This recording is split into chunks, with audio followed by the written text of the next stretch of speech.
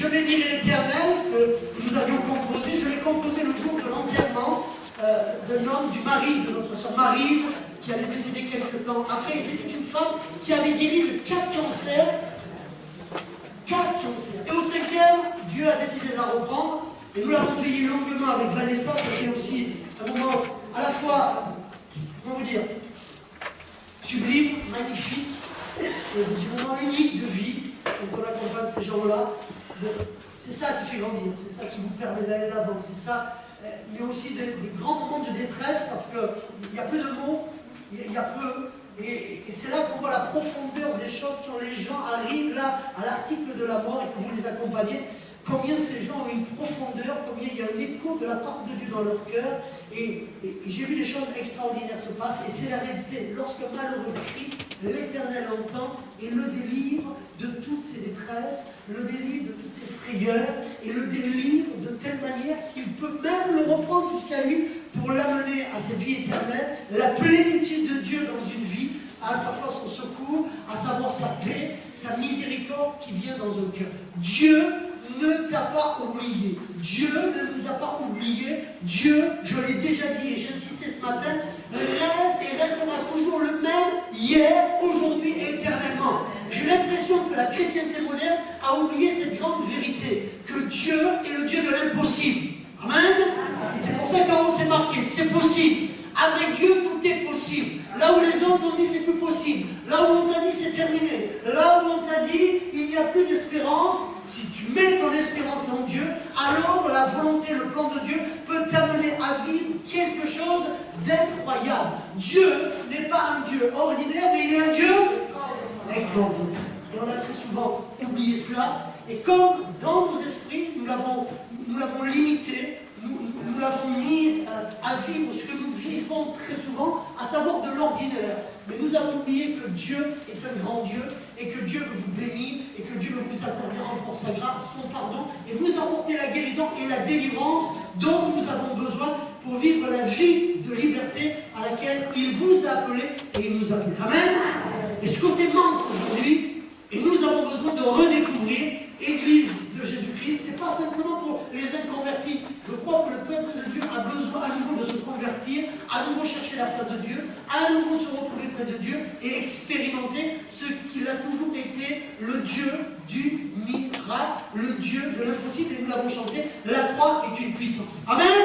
Alors je vous invite à ouvrir vos Bibles dans 2 Chroniques. J'ai pris un passage de l'Ancien Testament pour vous faire comprendre comment concrètement on peut toucher la bénédiction de Dieu. Comment concrètement nous pouvons toucher au miracle de Dieu. Comment nous devons nous attendre, quelle est notre part que nous devons faire et quelle est la part de Dieu dedans. Et ce passage est très clair et nous montre. La lecture est un peu longue, j'essaierai de la faire le plus rapidement possible. 2 Chroniques chapitre 20 et nous allons lire tout le chapitre. Il nous est parlé du roi Josaphat. Ça a été un des meilleurs rois qui était donné dans la Bible. Vraiment un grand roi. Et ce grand roi va faire alliance avec un mauvais roi qui s'appelait Akab à travers un mariage qu'il avait fait entre leurs enfants. Et se laissant influencer par ce mauvais roi qui était Akab, Josaphat va faire des erreurs alors que jusque-là, il avait mené une vie brillante devant Dieu et que le peuple était béni. Et la conséquence de son péché, parce qu'il y a des conséquences au péché, même si Dieu les pardonne, il va se retrouver dans une situation compromise. Mais nous allons voir que lorsque nous sommes acculés, lorsque comme le peuple de Dieu se retrouve avec la montagne d'un côté, le désert de l'autre, et l'armée de Pharaon qui arrive, Dieu est encore capable d'ouvrir la mer rouge en deux. Amen. Il peut ouvrir la pierre qui est sur terre, il peut la faire rouler. Le problème, il peut le couper en deux et il peut intervenir. Rien n'est impossible à Dieu. Il faut que le peuple de Dieu, à nouveau, reprenne cette grande vérité. Voilà ce qu'il nous est dit. 2 Chroniques, chapitre 20. Verset 1, tout chapitre. Par la suite, les Moabites et les Ammonites, renforcés par des Maonites, se mirent en route pour faire la guerre à Josaphat. On vint prévenir Josaphat en ces termes.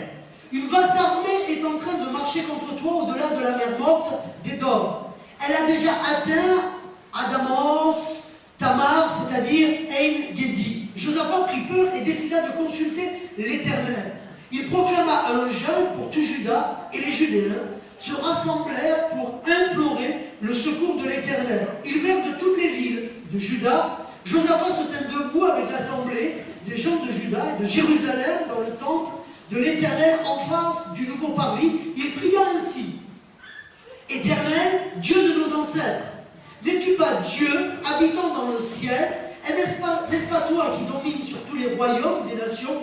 Tu disposes de force et de puissance. Nul ne peut te résister. N'est-ce pas toi, notre Dieu, qui a chassé les anciens habitants de ce pays pour faire place à ton peuple Israël et qui a donné ce pays pour toujours aux descendants d'Abraham, ton ami qui t'aimait? Ils s'y sont établis, ils ont construit un sanctuaire en ton honneur, puis ils ont dit: si un malheur s'abat sur nous, une guerre, un châtiment, une épidémie, la famine, nous viendrons nous tenir devant ce temple, devant toi, puisque ta présence est établie dans ce sanctuaire, et du fond de notre détresse, nous implorerons ton secours, alors tu écouteras et tu nous... Amen, et tu nous sauveras. Et bien maintenant, voici que les Ammonites, les Moabites et les habitants des monts de Séhir viennent nous attaquer. Quand Israël venait d'Égypte, tu ne lui as pas permis de traverser le pays de ces gens-là, et il a fait un détour, il ne les a pas détruits. Et voilà comment il nous récompense: il vient nous chasser de la propriété que tu nous as attribuée. Notre Dieu, n'exerceras-tu pas tes jugements sur eux? Car nous sommes impuissants pour résister à cette immense armée qui vient nous attaquer, et nous ne savons que faire. Mais nous nous tournons nos regards vers toi. Tout Juda, femmes, enfants, y compris, se tenaient debout devant l'Éternel. Alors l'Esprit de l'Éternel vint sur Yazaël, fils de Zacharie, descendant de Béniamar, etc., un lévite de la lignée d'Asaph, au milieu de l'assemblée. Yazaziel dit: soyez attentifs, vous tous qui habitez Juda et Jérusalem, et toi aussi, roi Josaphat. Voici ce que vous déclare l'Éternel. Ne craignez rien et ne vous laissez pas effrayer devant cette immense armée. Car cette guerre n'est pas votre affaire, c'est celle de Dieu. Demain matin, marchez contre eux. Ils vont gravir la montée de la fleur. Vous les rencontrerez au bout du défilé à l'entrée du désert de Yérouël. Vous n'aurez même pas à combattre. Contentez-vous de prendre position et de vous tenir là. Vous verrez l'Éternel vous accorder la délivrance. Gens de Juda et de Jérusalem, ne craignez rien et ne vous laissez pas effrayer. Demain, marchez à la rencontre et l'Éternel sera avec vous. Amen. Amen. Amen. Amen. Dieu, dans ce passage, nous montre les principes qui étaient vrais du temps de Josaphat, mais qui sont vrais encore aujourd'hui, au XXIe siècle, de la manière dont nous devons nous approcher de Dieu lorsque l'épreuve, lorsque la difficulté, la maladie, les oppressions de l'adversaire, quoi que soit, mes amis, votre Goliath, Dieu nous donne un modèle à suivre. Et si vous êtes capable de suivre le modèle, vous verrez alors, en toutes circonstances, comme l'a très bien dit notre jeune Jérôme, cette capacité de la part de Dieu à faire que ton problème va devenir son problème. Je vois trop de chrétiens porter des poids qui ne sont pas les leurs, vivre des situations qu'ils ne devraient plus vivre. Parce que la Bible est claire, elle dit qu'à la croix du Calvaire, Dieu, et nous l'avons chanté, a tout accompli. Tout accompli. Et Josaphat savait comment Dieu fonctionnait. On vient et on lui apprend une mauvaise nouvelle. On peut le remettre, que ce soit pour ces deux témoignages, on n'a pas une nouvelle nouvelle. Je suis agoraphobe, ou voilà, on m'apprend que j'ai le cancer. Waouh, c'est dramatique. Quelle est la première réaction de ce roi? Quelle est ta première réaction à toi quand la mauvaise nouvelle, elle sort? Mes amis, très souvent notre réaction première révèle l'état de notre cœur, révèle la dimension que nous avons avec Dieu. La première réaction révèle vraiment ce que vous êtes en Christ. Et je suis sûr que ce matin, certains ont été sidérés d'entendre ce jeune proclamer avec tant de force, avec tant d'épreuves et tant de difficultés dans sa vie, proclamer une confiance et une foi absolue, là où la plupart des gens au même âge se seraient effondrés. Et qu'est-ce qu'ils auraient fait? Ils en auraient voulu à Dieu. Ils se seraient mis en colère contre Dieu. Ils auraient dit leur incompréhension vis-à-vis de Dieu. Mais, mes amis, ce que ce jeune homme ce matin nous témoigne, marque un signe d'une grande maturité spirituelle. Râlez contre votre épreuve, râlez contre votre désert, râlez contre la maladie qui peut frapper. C'est revenir et remettre en cause la main de Dieu sur vos vies. C'est remettre en cause la prédestination qui vient de la part de Dieu. Combien je vois des gens frappés de maladie, la première question, mais qu'est-ce que j'ai bien fait au bon Dieu? Comme si la maladie venait forcément de quelque chose de mal que tu as fait.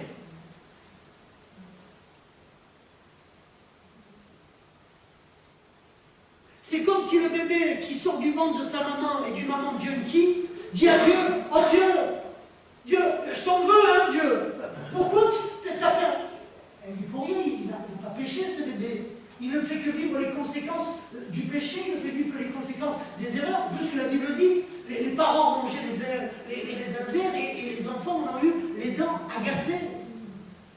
Et souvent nous perdons du temps avec Dieu dans notre relation et les hommes, regardez, dès qu'il arrive un problème, qu'est-ce que c'est? La faute à Dieu, c'est la faute à Dieu, c'est la faute à Dieu. Mais souvent le peuple de Dieu lui dit, Seigneur, tu es où? Seigneur, qu'est-ce que tu fais, Seigneur? Et Josaphat nous donne un exemple de ce que devrait être notre attitude. La même qui a été proclamée ce matin. Josaphat va faire une chose devant Dieu lorsqu'il apprend qu'il va être attaqué et que l'armée qui est devant lui est tellement nombreuse que s'il devait combattre humainement, le combat est déjà perdu d'avance. Mais Josaphat sait comment Dieu fonctionne. Et il va venir devant Dieu, et vous savez ce qu'il va faire à Dieu? Par de la prière, il nous est dit qu'il va se tenir devant Dieu avec tout le peuple, et il ne va pas s'embêter, Josaphat. Il va simplement rappeler à Dieu ses promesses. Il rappelle simplement à Dieu quelles sont ses promesses. Moi, mon père, un jour, est tombé dans le coma. 3 jours, on ne savait pas entre la vie et la mort. Ma grand-mère, qui était veuve, qui avait perdu son mari à Malène Kébir en 1942, pendant la guerre, la Deuxième Guerre mondiale, lorsque elle vit cette épreuve et cette difficulté, va faire quelque chose qui peut paraître dérisoire ou même étonnant aujourd'hui. Elle ne va pas commencer, comme la plupart, à crier à Dieu, à hurler à Dieu. Là, non. Elle a crié simplement la parole de Dieu. Je voudrais vous faire comprendre que la parole de Dieu, elle est vivante. La parole de Dieu, elle est créatrice. Oh, qu'est-ce qu'il nous dit ce matin? Écoutez-moi bien, vous en avez pas marre de lire que le livre, qu'un tel et un tel a écrit. C'est bien, c'est en complément. Venez pas dire le pasteur il a critiqué ceux qui écrivent des livres, c'est pas du tout ce que je vous dis. Mais mes amis, la Bible, c'est la vie. Plongez le regard dans la Bible, elle vous l'a dit tout à l'heure, on lui a offert une Bible, elle a ouvert la Bible. Seule la Bible peut te donner la vie, parce qu'elle est Dieu, parce qu'il y a les paroles de Dieu, parce qu'il y a la promesse de Dieu. Et souvent nous prions, et c'est ce que je dis souvent au peuple de Dieu, il faut arrêter d'avoir créé un divorce entre nos moments d'intimité avec Dieu et la parole de Dieu. Vous avez des gens qui vous disent, oh moi je passe du temps dans la louange. Nous on est des abrutis, nous on n'y passe pas, nous on est des couillons, mais tu comprends, on est des idiots, on passe notre temps à lire la parole de Dieu et on loue pas. Mais la plupart des gens qui vous disent ça, ils n'ont jamais leur Bible. Ils ont pris un raccourci, ils mettent tac le CD dans la voiture, tac pour les plus anciens, la vieille cassette ou la vieille vidéo, et on passe notre temps à louer. On se défalque, mes amis. Mais attention, la parole de Dieu est le seul élément qui peut rappeler à Dieu quelles sont les promesses. Et quand ma grand-mère est venue, elle dira devant là, ce fils, la seule chose qui lui restait, elle va dire à Dieu, Dieu, tu dis dans ta parole, elle a crié à Dieu, Dieu, tu dis dans ta parole que tu prends soin de la veuve et de l'orphelin. Elle n'a pas commencé à épiloguer, mais alors Dieu, tu vois, moi j'ai donné ma vie, et là, et puis, mais bon, je ne comprends pas, moi c'est pas juste, et là, qu'est-ce que tu fais? Vous croyez que Dieu, honnêtement, et c'est la plupart des gens qui font ça, que Dieu est sensible à ça. Honnêtement, vous croyez que Dieu est sensible à ça? Moi, je ne le crois pas. Plus le temps passe, et plus je pense que Dieu doit se dire, oh, mais ils n'ont rien compris. Autant je suis sûr qu'il s'est réjoui d'entendre ce témoignage d'un jeune homme qui a tout compris. Amen. Mon Dieu, quelle leçon pour certains. Ce gamin vient vous dire, ah, je me suis retrouvé à une partie sur son témoignage.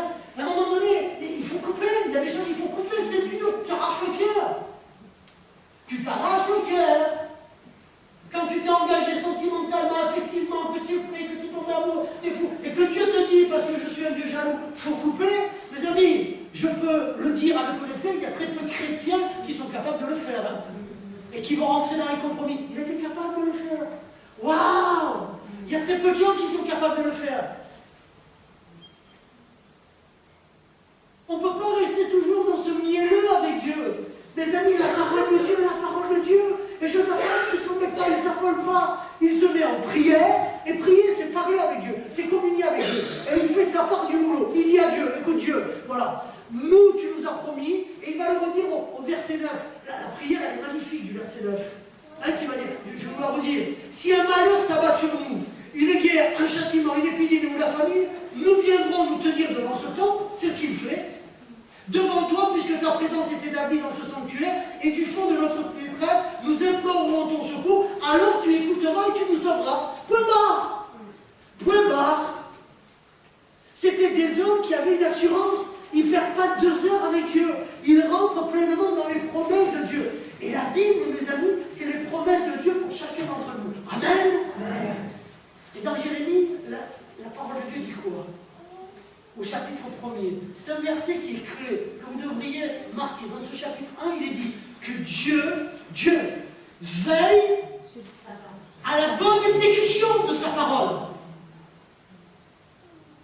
Dieu veille à la bonne exécution de sa parole. Écoutez bien, tu peux être le pire des migrants, le pire des voleurs, il ne va même pas le faire pour toi, il le fait en rapport de sa parole parce qu'il a promis. Parce qu'il tient à son engagement, parce qu'il tient à son alliance, parce qu'il tient à sa promesse. Rappelez-vous de ces 10 lépreux qui vont venir. Sur les 10, combien est revenu trouver le Seigneur? 1. Combien sont repartis? 9. Et combien ont été guéris? 10. Les 10, il a guéri. Dieu veille à la bonne exécution de sa parole. Amen. Et nous, notre rôle, quand tu es dans l'épreuve, quand tu es dans la difficulté, c'est de proclamer les promesses de Dieu en proclamant les hauts faits. Et c'est ce qui va rappeler à Dieu. Il va dire, Dieu, regarde, c'est toi qui nous as fait traverser, c'est toi qui nous as donné ce pays. C'est pas pour qu'aujourd'hui on vienne nous voler nos promesses. Est-ce que vous faites partie de ces gens qui rappelaient à Dieu les promesses qu'il a fait sur ta vie?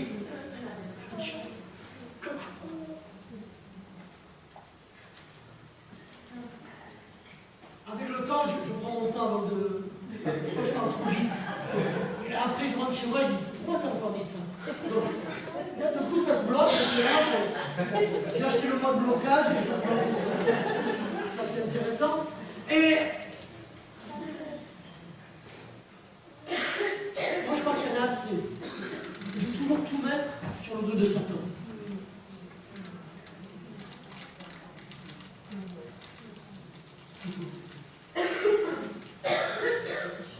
Qu'est-ce que je veux vous dire par là?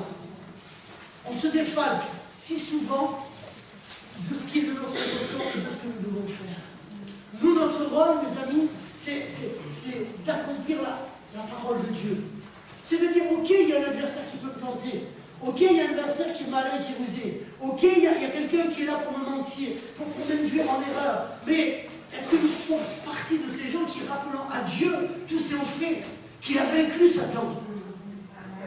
Est-ce que vous faites partie de ces gens qui proclamaient qu'il l'a mis à nu, il l'a dépouillé? Il est vaincu. Et quand on entend parler des chrétiens, tu dis, mais qui est le grand vainqueur? C'est Jésus ou c'est Satan? Vous avez des chrétiens aujourd'hui dans les églises qui ont même pu se lever de peur que Satan, tu comprends, pasteur, je vais prendre un fessé. Il va me mettre un fessé, Satan. Et vous avez des chrétiens, excusez-moi, je vais faire mes méridionales ce matin, ils ont la cagagne. Ils ont peur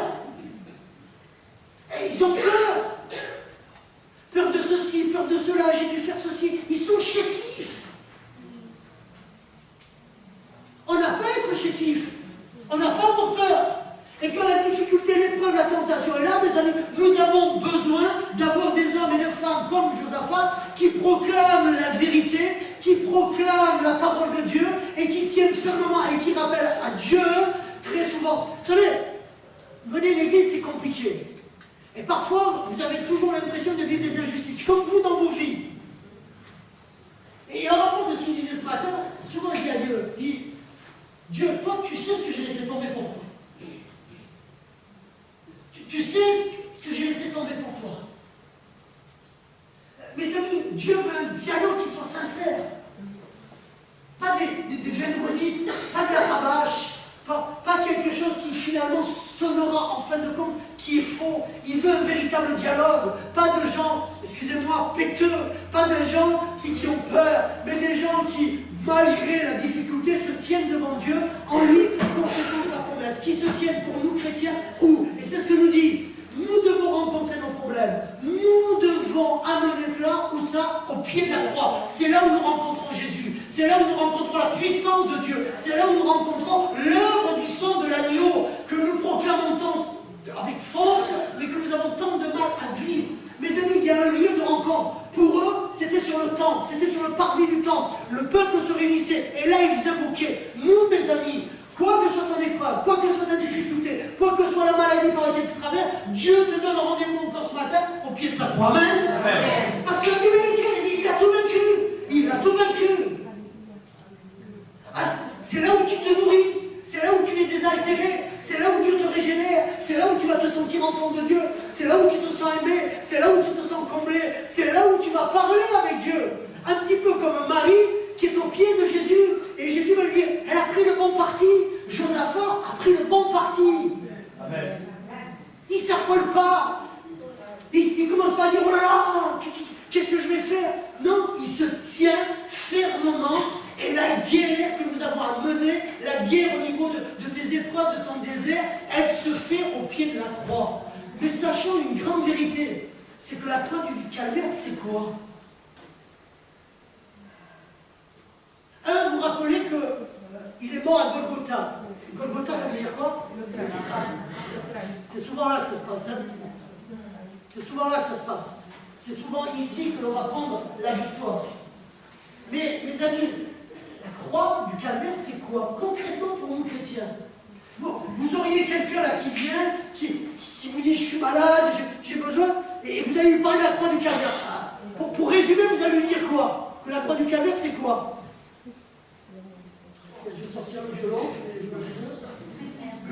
C'est quoi?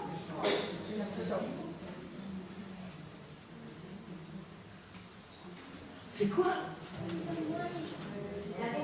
Ah, qui l'a dit? Qui l'a dit? J'ai entendu la victoire. Je vous offrirai un cachet tout à l'heure. La victoire! La victoire! La réalité des choses. Il n'a pas menti, il n'est pas un béni-ouin-ouin, il n'est pas... ils sont beaux, regarde, ils viennent nous visiter. Hein? Les ammonites, on va faire un grand festin tous ensemble. Qu'est-ce qu'ils sont beaux, ils viennent. Il n'est pas idiot, quoi, les gars. Il réfléchit. Vous vivez une épreuve difficile, vous dites, on ne dit pas que ça va être facile à faire, mais il a compris, il vient et il se tient devant le temple. À l'époque, c'est comme ça que ça se faisait. Nous, on doit se tenir au pied de la croix. Et au pied de la croix va résonner quelque chose d'immense. C'est ce qu'il est dit au verset 9, la victoire nous est déjà... Amen. Alors, comprenez bien le mot victoire. C'est là où le peuple de Dieu se trompe.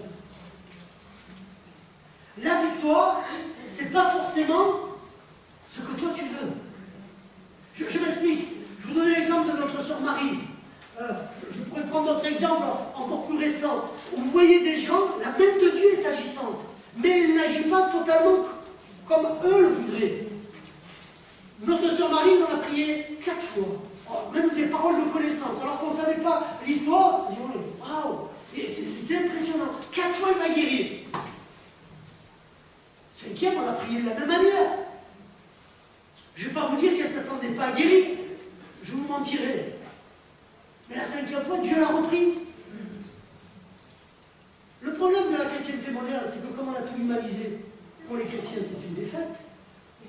Mais si vous écoutez l'enseignement de Paul, c'est une victoire. Amen. C'est pas une défaite, c'est une victoire. Parce que Paul dira, être avec mon Dieu, c'est un gain. Oui, c'est un gain, c'est pas quelque chose de mauvais, c'est quelque chose de meilleur. Amen. C'est quelque chose de supérieur. Et sommes-nous de ceux qui sont capables de vivre cette dimension-là?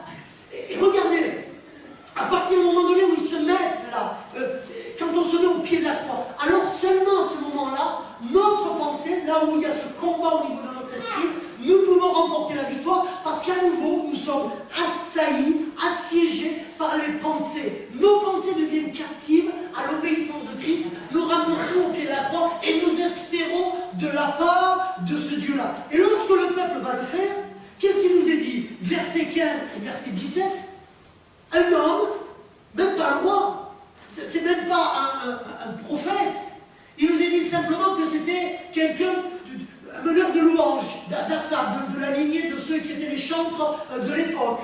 C'est pour ça que le recueil s'appelle Asaph. C'est eux qui avaient en charge. C'est peut-être pas un prophète qui va recevoir une parole. Simplement, un homme reçoit de la part de Dieu. Parce qu'il se tenait, Dieu parle, Dieu révèle, Dieu agit, Dieu secoue, Dieu délivre, Dieu se manifeste. Et c'est nous qui ne sommes plus enclins aujourd'hui à écouter la voix de Dieu, les principes de Dieu. Dieu vous parle encore et Dieu veut se manifester. Et il va lui dire quoi? Il va dire, écoutez, peuple de Dieu, arrêtez de craindre, arrêtez d'avoir peur. Le combat que vous allez mener demain, vous ne le mènerez même pas. Ce n'est pas vous qui allez le mener, c'est moi qui vais le mener. Amen. Wow. Dieu, tu as bien dit ça. Moi, je suis toujours sidéré, c'est aujourd'hui on dirait ça à quelqu'un de haut. Encore des liberlus. On ne croit plus à la parole créatrice de Dieu. On ne croit plus à cette chose-là. Je ne vous ai pas lu la suite, on va la lire après, mais il nous est dit que de suite, Josaphat se prosterna le visage contre terre, et tout Juda et les habitants de Jérusalem se laissèrent tomber devant l'Éternel. C'est-à-dire que cette parole prenait vie en eux, elle devenait une réalité. Est-ce que quand tu lis que Dieu te guérit, elle habite en toi cette parole? Ou est-ce que le doute est toujours là? Est-ce que mes amis, nous le savons, mais nous avons du mal à le vivre? Est-ce que nous laissons Dieu combattre pour nous? Est-ce que nous laissons Dieu travailler pour nous? Finalement, on en revient toujours, à force de tourner en rond, à la même chose. Vous aurez toujours deux catégories de chrétiens. Ceux qui croient à la prédestination, à l'élection, telle qu'elle est énoncée dans la Bible, et ceux qui croient à l'élection dans le sens, on a le libre arbitre. Tant que vous êtes dans le libre arbitre, mes amis, ça sera pour vous un cauchemar spirituel. Si vous comprenez la prédestination de Dieu, quoi que vous fassiez, quoi que soit votre chemin, d'accord? Dieu créera toujours les éléments et les circonstances parce que vous êtes réellement dans les pommes de sa main. Comment vous pouvez me dire, je suis dans les pommes de la main de Dieu, Dieu m'a gravé, Dieu a déjà inscrit mon livre là, mais à l'intérieur je ferai que ce que je veux. Pas possible. C'est pas possible. Rien que le nombre qu'on est là, vous multipliez, chacun fait ce qu'il veut, tous les jours de sa vie, les éléments, etc. Là-haut, là, ça disjoncte complet. Il a beau être Dieu, il disjoncte complet. Vous le mettez sur 7 milliards, on arrive où? On en arrive, on est plus Charlie. Eh oui. Tout le monde défile. Par contre, moi, j'ai pas entendu. J'ai pas voulu prêcher dimanche parce que j'avais fait jeudi en catimini, vos connaissances sur un tel de trop virulent. Donc, valait mieux pas que je prêche dessus parce que quand je vois les chrétiens agir, moi ça me sidère. Ça me laisse pantois de voir si peu de considération pour Dieu, pour la Bible, pour tout ce qu'il peut s'y faire. Mais bon, waouh! Tous Charlie, les chrétiens s'envoyaient machin. J'ai envoyé un texto qui vous parle que dans une ville, on est en train de décapiter les chrétiens, qu'on est en train de... J'ai deux qui m'ont répondu. Pour Charlie, j'ai reçu plein. T'es Charlie? Non, je ne suis pas Charlie.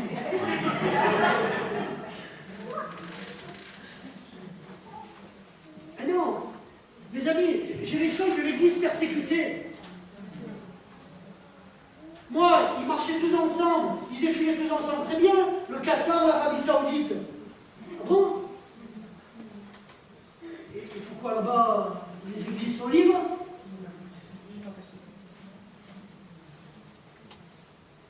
Au Niger, on a brûlé des églises. Pour la couverture de 7 millions de gens bien intentionnés qui ont acheté le collector, des chrétiens, mes amis, sont persécutés, des églises sont brûlées, on a mis des vies en danger. Non, mais là, moi, je vois personne s'affoler. Hein. Dire, c'est pas bien ce qu'ils ont fait. Hein. Des chrétiens au Niger qui meurent, mais qu'est-ce qu'on en a à faire? Tu comprends, on a touché à notre Charlie Hebdo, qui n'était même pas lu par 60 000 personnes, ça intéressait que personne. Par contre, qu'on défile au son de l'international, je te dis, waouh, c'est violent. Mais il n'y a pas d'idéologie derrière, hein. Et le chrétien, je sais que ça plaît, hein. Il fait la carpe, il est là, il prend, oh c'est gros, c'est une amie, oh c'est là, défilant. Il faut arrêter, on n'est plus ancré sur la parole de Dieu, on n'est plus dans la vérité de ce qui se fait, on est simplement dans l'émotion. Et si ces hommes, à l'époque de Josaphat, avaient été dans l'émotion, jamais la voix de Dieu se serait fait entendre. Nous ne devons pas être dans l'émotion, nous devons être des hommes et des femmes qui prennent des décisions et qui écoutent la voix de Dieu. Et lorsque nous écoutons la voix de Dieu, alors Dieu parle. Et il va leur dire, c'est pas vous qui allez livrer bataille, c'est nous qui allons livrer bataille. Vous pourrez faire tout ce que vous voulez. La chrétienté du monde entier, écoutez-moi bien, peut se mettre à prier pour la paix, peut dire que la terre devienne le paradis que Dieu nous a créé, cette nouvelle Jérusalem dont il nous a été parlé au petit déjeuner ce matin. Vous pourrez battre les pieds, vous pourrez crier, vous pourrez vous unir, vous pouvez faire tout ce que vous voulez. Mes amis, il faudra bien que le Seigneur revienne. Et pour que le Seigneur revienne, il faudra bien qu'Israël, qui est toujours au milieu de la cible, soit toujours attaqué de tous les côtés, jusqu'à ce que toutes les nations s'y tournent. Ah bon? Ah bon, pasteur, c'est comme vous me dites là aujourd'hui? Et vous avez un libre arbitre là-dedans, vous?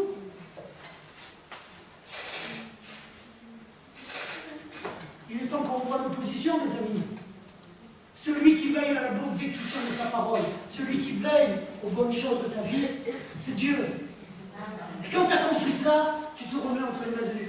Je crois que c'est ce que ce jeune il a compris. Pour ne pas s'affoler à ce point-là, pour ne pas avoir peur de la mort à ce point-là. Ah! Et on voit quoi? Que l'enseignement d'une mère, d'un père, je ne veux pas promettre, parce que des fois, tu mets trop en avant certaines choses. J'essaie juste. La maman reçoit une vision. Le papa et sûrement la maman aussi, depuis tout gamin, ce que je vous enseigne. Oh, on leur a appris la parole de Dieu. Mes amis, le résultat est quoi? C'est que derrière, vous avez des enfants qui vont vivre leur vie, qui sont loin d'être parfaits sûrement, mais qui, au moment opportun de leur vie, savent où est la vérité et savent se tenir et faire confiance à Dieu dans l'épreuve et dans la difficulté. Et ça, je dois le reconnaître, ça manque tellement aujourd'hui dans nos églises, et même chez les plus anciens. On proclame, on est là. Mais tu dis, c'est pas possible de ne pas discerner les choses à ce point-là. Si vous laissiez Dieu agir dans vos vies, si vous pouviez avoir la capacité de dire, telle chose arrive dans ma vie, qu'est-ce qu'il veut me dire? Où est-ce qu'il veut me dépouiller? Où est-ce que Dieu veut me mener? Où est-ce qu'il me conduit? Seigneur, parle à mon cœur. Seigneur, révèle. Regardez-là, ils ont cherché Dieu. Est-ce que Dieu les a oubliés? Non. Il est en train de leur faire vivre une expérience. On va voir le résultat de ça. Qu'est-ce qui s'est passé le lendemain?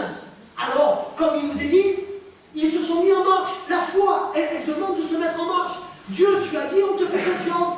Et ils ont commencé à monter tranquillement. Et qu'est-ce que Dieu avait fait? Dieu avait engendré les deux peuples, et le troisième qui s'était, ils ont commencé à s'affronter, et ils se sont exterminés les uns les autres. Et quand le peuple de Dieu a juste monté, vous savez, c'est la montée des fleurs, ils ont regardé, ah ben ils sont tous morts. La Bible dit quoi? Que Satan est déjà mort. Il est mort, dans le sens où il a été vaincu. Le péché a été vaincu. Toute chose a été vaincue dans nos vies. Pourquoi? Parce que, alors, vous pourriez me dire, je fais juste une parenthèse parce que c'est important. Je leur dis ceci. Si on prenait toute la chrétienté dans le monde entier, et encore pour 5 minutes, la chrétienté dans le monde entier, On professe qu'en Jésus, on est une nouvelle créature, waouh. Alors, les gens croient que Yannick Hélène est devenu parfait, que Geneviève est devenue parfaite, Nicole serait devenue parfaite. Alors, dans nos églises, il y a le concours.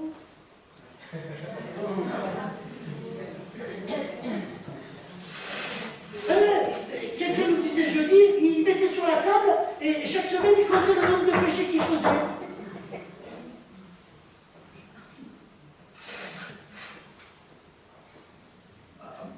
Montez sur l'estrade, hein, vous allez sûrement plus que moi. Et tous ceux qui ont vu comme ça, fait que, tu dis, mais attends, la parole de Dieu, c'est faux, c'est un mensonge, c'est pas la vérité, c'est pas possible. La parole de Dieu, elle fait que si vous êtes sincères les uns et les autres, tu es imparfait, je suis imparfait, nous sommes pécheurs, mais nous sommes graciés, et Dieu nous voit à travers Jésus-Christ. Maintenant, si Dieu me voit à travers Jésus-Christ, je suis parfait, je suis saint, tous les jours je viens me laver les pieds, je viens me laver les mains. Bien évidemment que j'essaie de faire le meilleur dans ma vie pour être le plus proche de Dieu. Mais il y aura toujours de mauvaises pensées, il y aura toujours un qui va me marcher sur les pieds, il y aura toujours un qui ne fera pas ce que j'ai envie, et là, voilà.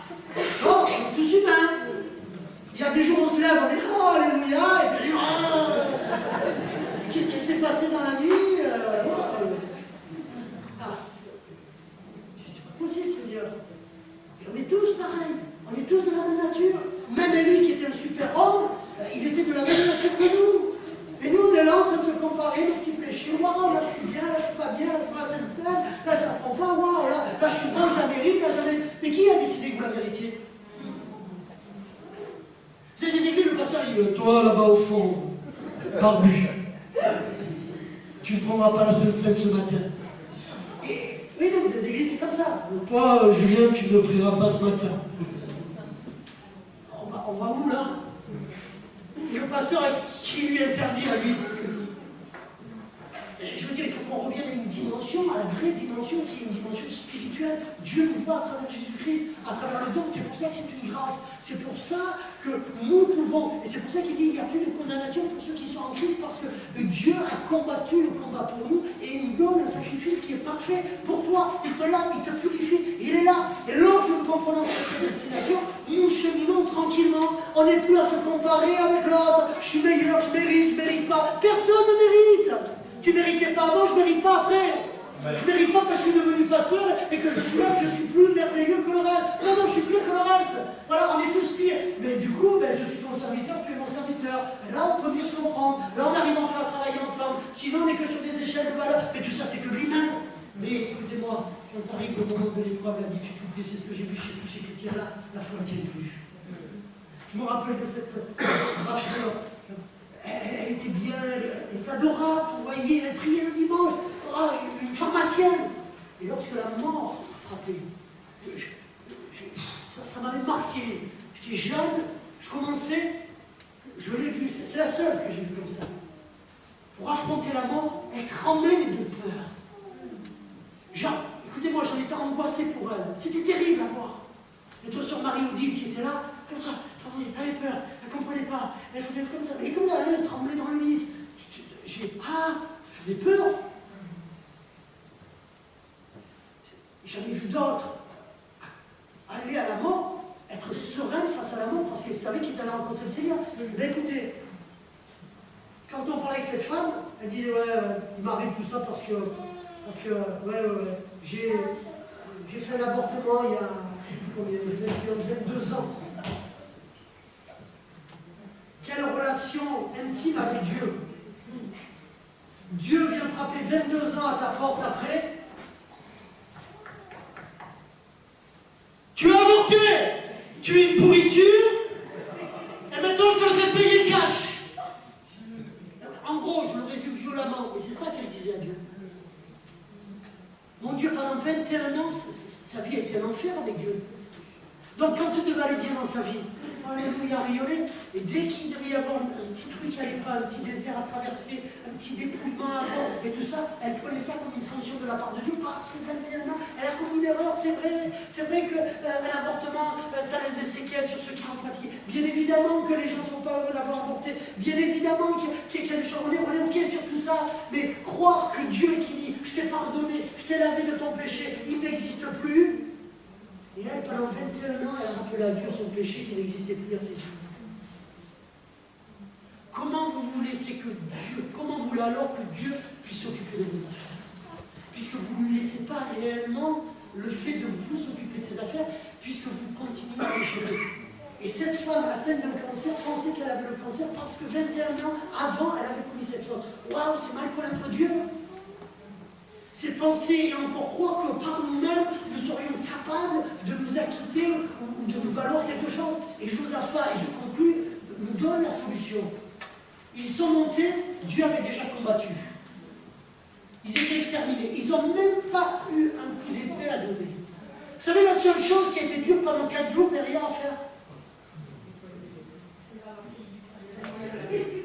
il y avait tellement d'argent, il y avait tellement d'or, il y avait tellement de tout à prendre qu'ils n'ont même pas eu le temps de louer le Seigneur pendant 4 jours.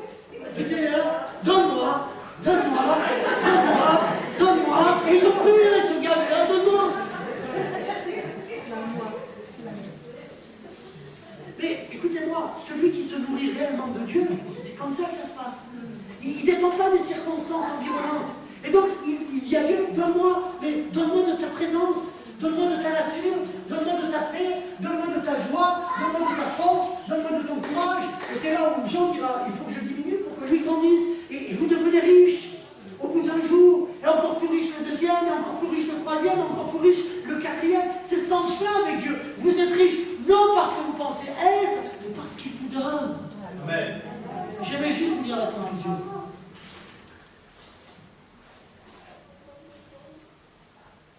Le 4e jour, ils s'assemblèrent dans la vallée, verset 26, vous l'avez remarqué, dans la vallée de la louange, où ils louèrent l'Éternel. C'est pourquoi on appelait cet endroit vallée de la bénédiction, nom qu'il porte encore aujourd'hui. Tous les hommes de Juda et de Jérusalem reprirent joyeusement le chemin de la ville, Josaphat en tête, car l'Éternel les avait remplis de joie en les délivrant de leurs ennemis. Ils arrivèrent à Jérusalem au son des luttes, des lyres et des trompettes et se rendirent au temple de l'Éternel. Écoutez bien, toutes les nations furent frappées de terreur à cause de l'Éternel lorsqu'elles apprirent comment il avait combattu les ennemis d'Israël. Dès lors, le royaume de Josaphat jouit de la tranquillité et son Dieu lui assura la paix sur toutes ses frontières. Et mes amis, ces histoires partent d'une erreur de Josaphat, partent d'un manquement de Josaphat. Mais la grande leçon, c'est que souvent les épreuves, les difficultés, même la maladie, même les choses dans lesquelles vous passez, vont entraîner qu'à un moment donné, la vie chrétienne, c'est un dépouillement. Il faut se dépouiller pour renaître de nouveau. Il n'y a pas de vie nouvelle sans mort.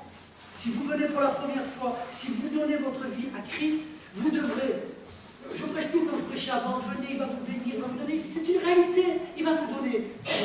Mais à un moment donné, si tu ne veux pas d'abord mourir à ta vieille vie, si tu ne veux pas faire un trait dessus, si tu te complais encore dans ce qui faisait ta vie passée, alors à un moment donné, tu vas te retrouver limité avec Dieu. Mais si tu es prêt à vivre une vie nouvelle, où tu donnes à Dieu, tu t'engages à Dieu, et Dieu en retour va te changer, va te transformer. Et la vie chrétienne, elle devient une vie abondante, elle devient une vie riche. Une vie riche. Une vie riche. Amen. Où Dieu veut te libérer, où Dieu veut t'accorder, où Dieu veut te donner, où Dieu veut te montrer. Et qu'est-ce que Dieu veut te donner?